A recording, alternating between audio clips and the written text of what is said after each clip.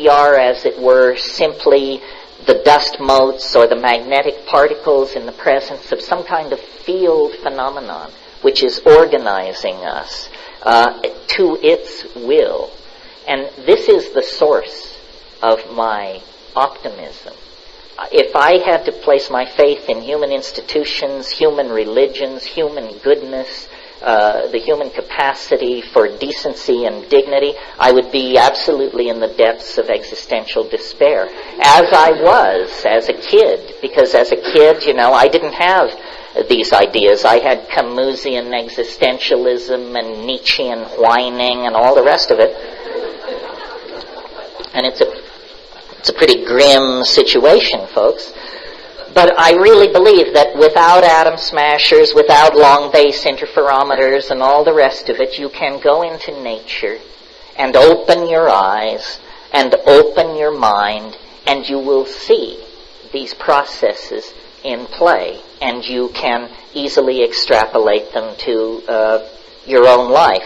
Now, if going into nature and opening your eyes and paying attention doesn't deliver this to you, then I suggest 20 milligrams of psilocybin be added into the mix, or 200 micrograms of LSD, or something like that, and then I think it will come shining through. Why should that be necessary? Why should someone have to resort to, what Rimbaud called an artificial perturbation of the senses to achieve this? Simply because culture mitigates against it. Culture is a closed system of thinking and values of the sort I am denouncing. And it is the greatest barrier to your enlightenment, your education, and your decency is your culture.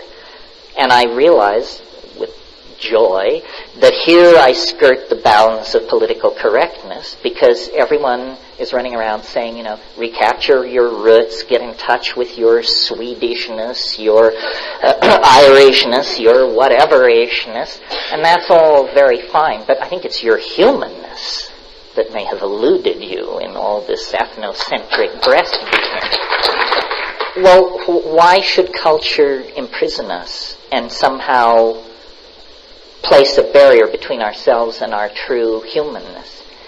Well, I think I said at the beginning of this thing, culture and ideology are not your friends. They are not your friends. This is a hard thing to come to terms with, because a certain kind of alienation lies at the end of this thought process. On the other hand, you can't live in the cradle forever. You can't be clueless forever. So somebody might as well just lay it out for you and say, culture is for the convenience of culture, not you. How many times have your sexual desires, career aspirations, financial dealings, and aesthetic inclinations been squashed, twisted, rejected, and minimized by cultural values?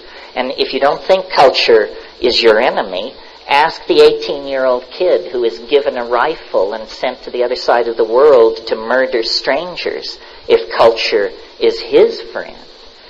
These extreme examples should bring it home to us that it's a kind of a con game. It is, in fact, strangely enough, a kind of virtual reality. We have been led to think of virtual realities as something on the screen of a computer or presented through a headset, but that's an electronic virtual reality. The primary technology for the building of virtual realities is language. Once you start talking about race pride, loyalty, our destiny, our God, our mission, it's like building virtual realities. And people begin to treat these things as though they had the substantiality of real objects, and to build their lives as though these things were real. And what is this? It's a diminution of humanness. You're choosing to limit yourself to a cultural reality, whether it's the reality of being Witoto or Orthodox Jewish or whatever it is. It's a smaller world than the simple hardware you were born into this universe with. And the substances, the drugs, the plants, the things which perturb consciousness, they don't address cultural values. They blast through them. They address the animal body, the mammalian brain. They perturb these information fields outside of the relativistic set of values that the culture is giving you. This is why people who yearn for legal psychedelics have not thought, in my opinion, deeply enough about what is really at stake here.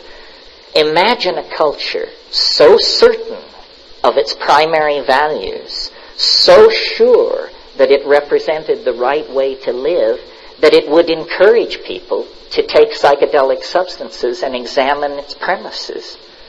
There ain't such, at least not in the high-tech industrial democracies or the fascist states either.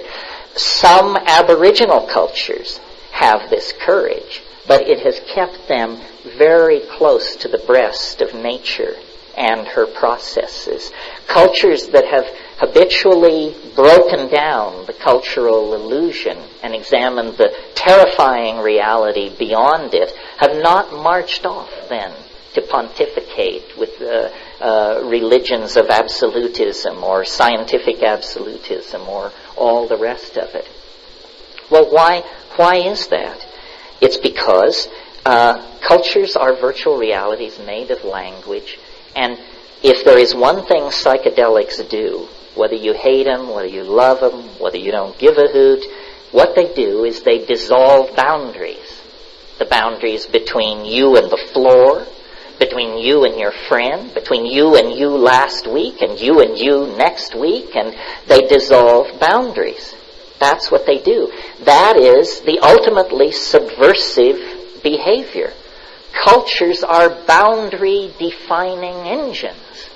That's what they do. They teach you, we do it this way. Don't go there in your mind, in your heart. Follow the rules. Follow the rules. Cultures are like operating systems. You know, at Ur and Ur will do. They set up a stela in the center of the marketplace. And on the stela they carved the laws. These were the laws of the operating system called Ur 1.0. And that worked fine for a while. Now we're operating under Clinton's second term 4.0. And is it limiting? Is it idiotic? Is it a pain in the rear end? You bet it is. How can we overcome the limitation of our operating system? Well, basically, what I do with my computer when it acts up is I give it a good slap or a thump on the top. And that's what these psychedelics are doing. They're saying, get it in context, my dear primate. See, how does it all fit together? Every culture in history, in every time and every place, has operated from the assumption that it had it 95% correct and that the other 5% would arrive in 5 years' time.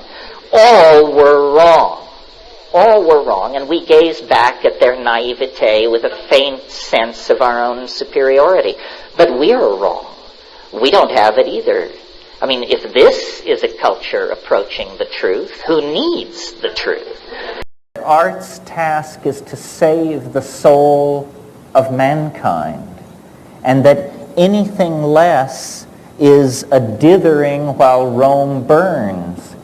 If the artist cannot find the way, then the way cannot be found.